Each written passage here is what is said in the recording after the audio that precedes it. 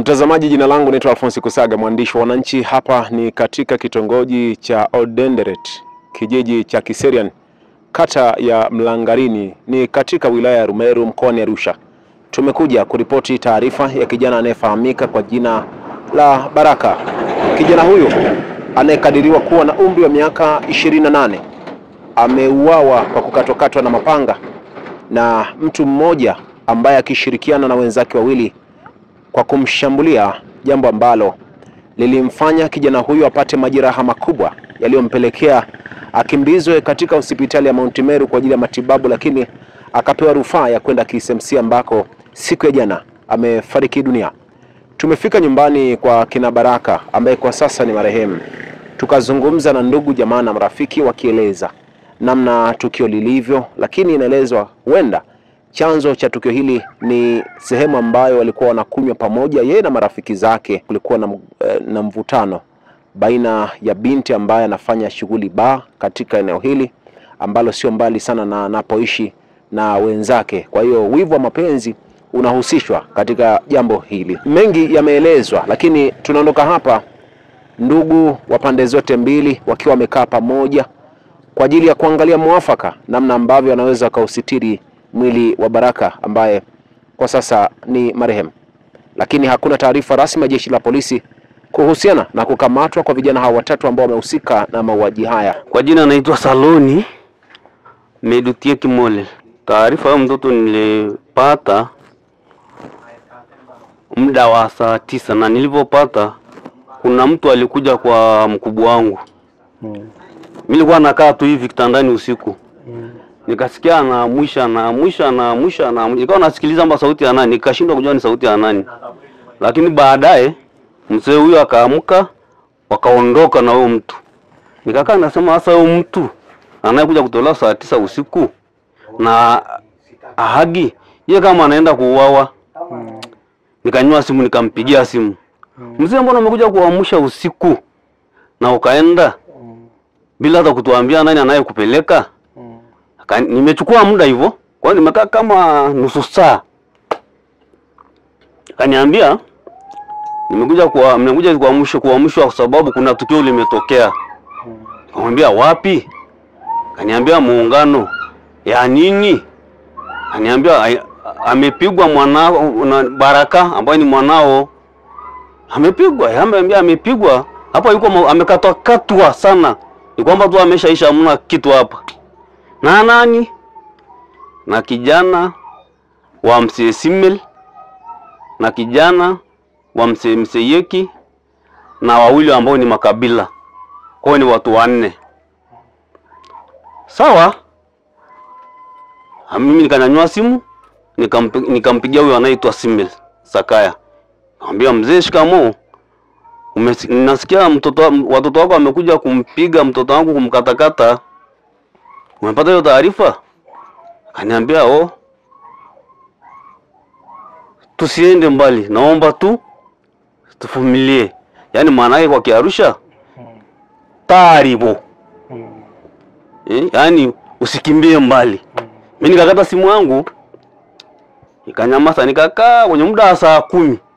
Akanipigia tena simu, lakini simu aliyenipigia tena ni yake Jeli. Sababu ananiambia vipi? Naendeleaje? Mimi nikakata simu yangu. Kaachana naye. Basi nikakaa nikawa napiga simu. Mama niliwaamsha mama kwa sababu mimi sinaumwa. Nimekaa kitandani, niambia mama nenda ukaangalie kama ni mtoto wako ndio huyo amepigwa. Mama naye anakuja analia. Nikajua kweli ni Baraka ndio huyo amepigwa, amekatakatwa. Sawa? Nikakaa kapiga simu, nikaambiwa amefikishwa Mount Meru, anafanywa matibabu. Baadaye nikamwambia imeshindikana, nataka kwenda KCMC. Hawa kabla KCMC. Nikawa napiga simu.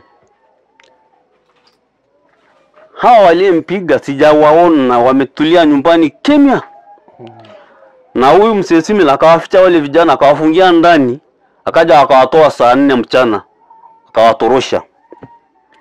Nikasema ananiona kwa sababu anaona niko kitandani. Nikakaa, kampigia mwenyekiti wa kitongoji, akaniambia ndio niko huko nashughulika naye. Yule kashughulika naye. Baadaye ndio huyo akaja akafariki. Kwa ajili ya kukatakatwa hicho kitendo cha kinyama. Basi mimi nikasema sasa nitafanya, nitalilia serikali. Naomba serikali hawatafute hawa watuhumiwa. Kuhangaika na polisi hapo Chekereni, baadaye akaja kuniambia faili imepeleka USA makao makuu. Leo nikatoka nikaenda mpaka makao makuu USA. Nikakutana na mama ambaye anasema ni OCD hao wadogo. Akaniambia OCD mkuu ameenda kwa ajili ya hilo jambo, linashughulikiwa. Mimi ninachoomba serikali tu hili jambo liangalie, kwa sababu limeshakuwa la tishio. Kama sasa mtu anakatwa bure na mapanga na kuuawa, alafu ukikuta jamii waliosunguka watu hawana la kufanya, wananyamaza tu kimya, si vitendo vikali zitaendelea tu ya kinyama. Kwa hiyo mimi naomba tu serikali waliangalie kwa jicho la pili, sababu hii sio mara kwanza muungano, imekuwa ni tishio. Ukoo huo wa boma hiyo ni ukoo wa mauaji. Si mara moja ameua hiyo ukoo, na si mara mbili. Kwanza wanauana wao wenyewe kwa wenyewe. Kwa hiyo ni ukoo wa kinyama. Mimi kwa kweli ninajisikia vibaya, na ningekuwa nje, ningekuwa naweza kukaa, hilo hangelikuwepo. Kwa sababu niko ndani, ni kwamba ndio wasa wananionea kwa njia hiyo. Polisi wana majukumu ya kuchukua watu wote kwa sababu wamehusika. Wanaohusika walipo kwa sababu wao ndio wameficha. Na je, mtakubali kumaliza kimila? Maana inaonekana hapa kuna vikao, wao wanadai kwamba kuna maongezi yalikuwa yanaendelea kuanzia siku ya jana. Kwa hiyo hii waandishi wa habari kuja ni kama itavuruga mpango na mkakati wao. Uko tayari liishe kimila hili jambo? Kwa kweli jana wamekuja kama walivyosema. Mimi nikawakatalia. Nikawaambia kwa mdomo wangu hii. Mkitaka tuende pamoja, mkawaleta hao vijana. Ukishawaleta hao vijana, tutaenda pamoja. Mwenyekiti wa boma wa kina Sakaya ndio alipokea tu ile jambo langu la kwenda kuwaleta hao vijana. Lakini hao wanaisema watu wa ukoo waliokuja hawataki. Wananigandamizia mimi chini. Mimi nikawaambia mnakuja kuniua. Mnakuja kuendelea kuniletea pressure. Lakini nani upande wangu akaniambia haungo kwao basi, na sababu wa mimi kuniambia niongee na hao wasee kama hutaki kunisikiliza mimi. Mimi napokea, sitaki kutoka kwenye mstari hao wazee, napokea hela. Alipopokea hela akaniletea, niambia mimi sitaki. Shika. Ni shilingi ngapi amekuletea? Mimi sijahesabu, sijashika. Nimekataa. Niambia shika. Kwa sababu kwa nini nilikuwa na shida hela? Nilikuwa na shida ya mgonjwa wangu, mwanao. Na angekuwa na uchungu na mwanangu, wangeenda hospitalini kwenda kumuona hata kwamba je, huyu mtu amejeruhiwaje? Sio kuja kunifuata mimi nyumbani. Kama ingekuwa ni watu ambao wana roho wa Mungu, wangekimbia hospitalini, wangeenda kumuona. Sasa ndio wangerudi kuja kuniambia mzee pole, tumemuona kijana yuko vibaya, yuko hali mbaya. Na kama ni hela, wangeenda kulipa huko KCMC. Sio kuniletea mimi nyumbani. Kwa nini analetea mimi nyumbani hela nje nile? Sasa wewe ni swala kunigandamizia mimi chini. Kwa huko tayari kwa vikao vyovyote vya kumalizana kinyume na sheria? Mimi nimetoka polisi, swala langu liishe kisheria, na kama polisi itakuja kuruhusu liishe kwa njia nyingine tofauti na wao, mimi nasikiliza sheria inasemaje. Mimi nasikiliza sheria inasemaje. Mimi ninamtosea leo nikaambia umekosea, nakimbia kwenye hiyo boma. Naenda kujumuika na hao. Sio nakaa mpaka mtu amekufa ndio unakuja kusema anajumuika na nini sasa na ameshaua. Mimi kwa jina ni Lawasare Olodi Molel, mkasi wa Kiserian, kitongoji cha Olodenderi. Kisa cha marehemu, siku ya Ijumaa usiku wa saa 9 nikaja kuamshwa. Nikaamka, nikasema kwa nini? Nikaenda mpaka kwenye tukio, nikakuta kweli kijana amecharangwa kama ile sijui niseme ndisi. amecharangwa kama mboga, kichwa imecharangwa mara mbili, hapa ikapigwa panga mpaka hapa. Basi nikachukua jukumu, nikaenda kutafuta gari, akasafirishwa, mmoja akapeleka mtu hospitali, mwingine akashughulikia watu wengine tufanyikiwe. Tukachunga mpaka asubuhi, tukapeleka polisi Chekereni, tukafikisha, nikakata ile tuefiri, nikapeleka Mount Meru. Mount Meru akapokea, akajasa kwenye file, tukapeleka akapigwa transfer KCMC. Kwa hiyo akapelekwa KCMC, akaenda kusidiwa. Jana tukapata taarifa mtu haiko duniani. Kwa hiyo ndio tumepata hiyo shida, tukasema tueleze ili serikali atusaidie sana, kwa sababu wale wahalifu hajashikwa mpaka hivi sasa. Tukasema tupate tangazo, serikali apate kutusaidia, kwa sababu watu wametoroka na tunataka ashikwe, akae mkononi wa serikali. Kwa hiyo ndivyo ilivyo. Kijana anaitwa nani, alikuwa na umri gani, na alikuwa anajishughulisha na nini? Anaitwa Baraka Saloni, mwenye miaka 28. Alikuwa mkulima au kijana namna gani? Mkulima kijana. Mkulima mfugaji. Okay, na hapo ambapo tukio lilitokea la kukatwa mapanga, alikuwa amegombana na watu au alikuwa anakunywa au alikuwa? Sijui kwa sababu, lakini kunywa ipo. Wamekunywa wakafarakana usiku. Kuna kitu alikuwa anagombania? Sijui kwa sababu sijaona, lakini nimepata kuna mtoto fulani wanasema ndio anagombania binti ambaye alikuwa anauza hapo au yuko mtaani. Nasikia ni anauza baa. Na binti ameonekana hadi sasa hivi? Ameonekana siku ile tumepeleka polisi. Lakini leo nimeenda polisi, sijamuona ile binti. Kwa mara ya kwanza binti alikamatwa na polisi? Mimi mwenyewe ndio nimesikoti, nikatafuta mgambo na mwenyekiti, tukasikoti watu polisi. Siku ya kwanza polisi mliwapeleka nani na nani? Kwa majina siwaelewi. Alikuwepo huyo binti alikuwa anagombaniwa? Mwingine? Mwingine.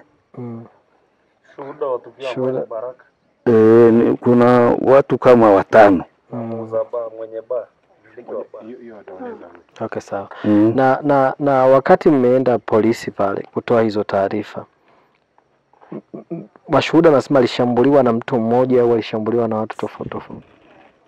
Mashuhuda wanasema ni watu 3 wameshambulia kijana. Wa kwanza ni Loti Miseyeki, mkazi wa hapa. Mkazi wa hapa. Wa kitongoji cha Olodenderi. Mwingine ni Dani Simel. Mkazi wa Olodenderi, kitongoji cha Olodenderi. Na mwisho kuna mwingine sio mkazi, ni mgeni, lakini iko na ile Dani wa Simel. Ni mgeni wao. Sawa. Kwa jina anaitwa Ibrahim. Na marehemu alikuwa amejeruhiwa sehemu gani hasa? Amejeruhiwa kichwa na huku kwenye mapafu huku. Mbavu. Huku kwenye nyonga. Kwa hiyo amekatakatwa. Amekatwa bwana. Mimi kwa jina langu naitwa Samueli Olodi Mole. Tulipata taarifa ya huyu ndugu yetu kuuawa. Mimi nilipata taarifa saa 9 ya usiku kwamba Baraka amepigwa, amekatwa na mapanga. Tukaanza kutafutana wana ndugu, kawaeleza maana mimi siwezi kwenda. Mimi sikuweza kufika kwenye eneo la tukio kwa sababu ya tatizo nililonalo. Ya mguu. Tulipopata taarifa hiyo, tukaanza jitihada za kuwatafuta viongozi wa mtaa, viongozi wa kijiji. Tulifanikiwa kuwapata na wakasaidiana na wazee wa nyumbani kwenda kumchukua kijana na kumpeleka hospitali. Asubuhi walipambana ndugu, wakapambana wakakamata hao watu waliowakamata. Walimkamata binti ambayo ndio binti wanaosadiki kwamba ndio anayegombaniwa. Walimkamata mmiliki wa baa na walimkamata binti wa mama mwenye baa. Wakapelekwa polisi na shuhuda anayeshuhudia ambaye anaitwa Baraka, ambaye naye ni rafiki wa marehemu. Ndiye aliyetusaidia mpaka tukawapata hawa, huyu Loti Misayeki na huyu Dani Simel, kwamba ndio waliohusika na mauaji ya ndugu yetu Baraka Saloni. Asubuhi tulikuja kupeleleza kwamba shida ni nini. Tulikuja kupata shida kwamba kulikuwa kuna ugomvi hapo nyuma kabla ya hili tukio la juzi. Kwamba Jumanne ya wiki iliyopita wale vijana waligombana sana, na huyu anayeitwa Loti anasadiki kwamba Baraka alikuwa anatembea na mke wake, ambaye mke wake na yeye mwenyewe ameshamwacha. Mwanamke alishaondoka na ndio maana akachukua hatua ya kumkatakata mwenzake. Na huyu Dani Simel alisema kwamba waligombana toka huko nyuma. Na huyu mwingine ambaye mimi simjui jina, ambaye ni mgeni hapo kwa Simel, sikumjua jina, naye nasikia walishagombana toka siku ile Jumanne ya wiki iliyopita. Huo ugomvi ukakaa hapo, ikawa kisa, ndio wakaamua kuchukua hatua ya kumkatakata mwenzao. Kwa hiyo ugomvi ulikuwa ni mke aliachika ama huyu binti ambaye alikuwa anauza baa pale? Ugomvi ni mke aliyeachika. Na hata binti tulisikia kwamba binti anahusika, lakini sana huyu Loti ni mke wake ambaye amemwacha. Yaani mwanamke aliondoka wakati mume wake hayupo nyumbani. Mimi naitwa Lembris Olodi, ni mkazi wa hapa. Ila hii tukio ilipotokea mimi sijasikia, ila kuna mtoto ambaye ametumwa, ambao mdogo wake huyu marehemu sasa akaja kuniamsha usiku, akaniambia kwamba hamka kwa sababu Baraka amepigwa. Nikaamka kwa haraka sana kwa sababu Baraka ni muhimu sana kwangu, kwa sababu baba yake ameshanikabidhi mimi. Kwa hiyo ni yule ni mtoto wangu ambao natembea naye kumfundisha kazi. Kwa hiyo inaniuma sana. Nikaamka, baada ya kuamka nikakuta ameshapakiwa kwenye gari. Tukakimbia na pikipiki mpaka container hospitalini. Mpaka container pale hospitalini nikamkuta kweli. Kabla ya kuingia hospitalini tumeingia pale polisi Njiro kwa ajili ya kupata karatasi au kwa ajili ya kuripoti ili tuweze kumpeleka hospitalini. Bahati mbaya tumemkuta polisi hayupo, kituo kimefungwa. Tukaingia hospitalini, akapata huduma kwanza pale container. Kwa kweli ameumia kwa sababu amekatakatwa, kwa hiyo sehemu aliyekatwa tunajaribu kuishikilia. Kichwa ambayo amekatwa tumejaribu kuifunga na kitambaa ile ubongo isimwagike. Kwa hiyo baada ya kumkimbiza pale, naye tukatafuta ambulance pale container. Moja kwa moja tukakimbia mpaka Mamtumeru mjini. Wamepambana pale kumsaidia, wamepambana tuko nao wote, kwa sababu nipo kwenye miongoni ya kuwasaidia watu, kwa sababu saa nyingine kwa wakati huo baada ana akili kidogo, yakiguswa anakataa kabisa, anasema kwamba anasikia maumivu. Kwa hiyo baada hapo wapale Mamtumeru wakasema wameumia sana, na pale sisi hatuna msaada wote, tunashindwa namna kumsaidia kwa sababu ameumia kichwa sana, kile kikofia cha kufunika ubongo tunashindwa namna kuishona. Kwa hiyo tunaomba tuandikie ili muende Moshi. Tukapewa ambulance gari pale moja kwa moja mpaka Moshi. Kwa kweli pale Moshi hospitalini wamempambania pa kutosha mpaka wakaniambia basi natakiwa ili tukamfanyie operation kwa ajili ya kutoa damu kwenye ubongo. Tukasaini, wakatuambia basi ngoja tujitahidi kwa namna yoyote. Wakawa wamempeleka, wakamfanyia operation kweli, wakarudi salama. Ikawa niko huko kwa sababu nimekaa kuanzia mwanzo mpaka alivyokamkata, mpaka jinsi alipofariki. Kio ilivyotokea, Baraka amekuja nyumbani kulala siku hiyo saa 3. Katika maelezo Baraka siku hiyo hajaenda hata baa Muungano, amekuja amerudi saa 3 kwenye madukani kuja kufanyaje kulala. Mwenzake akampigia simu kumwambia mbona leo umeenda mapema, njoo. Njoo tukaekae kupoteza nini? Muda. Nimesikia kwamba ameenda huko akamnunulia pombe. Huyo kijana ambaye anaitwa Loti. Baada ya kumnunulia pombe, kwa maelezo ya vijana wengine, akaendelea huyu kufanyaje kuendelea kunywa hiyo pombe, kuendelea kuenjoy kama kawaida. Kumbe hawa wameshajipanga. Baada ya hivyo mwenzake akaenda akamuita akamwambia njoo, kwa sababu kuna tatizo limetokea hapa nje kidogo. Wakamtoa pembeni ya nini? Ya baa. Baada ya kumtoa nje ya baa ndio wakaenda kuanza kumjeruhi, kwenda kumpiga.